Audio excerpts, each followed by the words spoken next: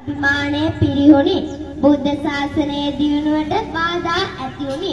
මෙවන් අභාග්‍ය සම්පන්න වූ කාලයක ජාතියේ ආගමේ වාසනාවට 1864 සැප්තැම්බර් 17 වන දින උදාර පුත්‍රයෙක් ඉපදුණි. මෙතුමා ඩේවිඩ් හේවා විතාරණය පියා ඩොන් කරෝලිස් හේවා විතාරණය මව මල්ලිකා හේවා විතාරණ ළමා තැනිය පුංචි හේවා විතාරණ කෙමෙන් පාසල් යන වයසට එළඹුණි. ඔහු පාසල් යන විට රජයේ පාසල් බෞද්ධ පාසල් කිසිවක් නොතිබුණි. ඒ නිසා ඔහු ඉගෙනගත් පාසලේ කතෝලික ධර්මය හා ඉංග්‍රීසි භාෂාව ඉගෙන ගැනීම අනිවාර්ය විය.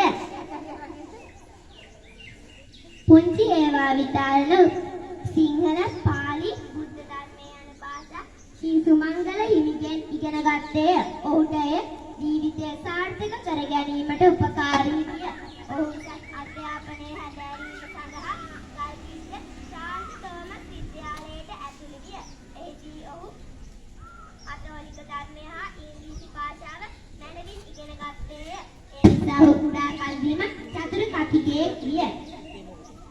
ඔහු බුදු දහම නගා සිටීමට මහත් සේවයක් කළ සිරිදේව මිත්‍ර ධර්මපාල නමින් පැවිදි වී 1933 දී අපවත් විය. මගේ කතාව අවසానයි. අසා සිටි ඔබ සැමට ස්තුතියි.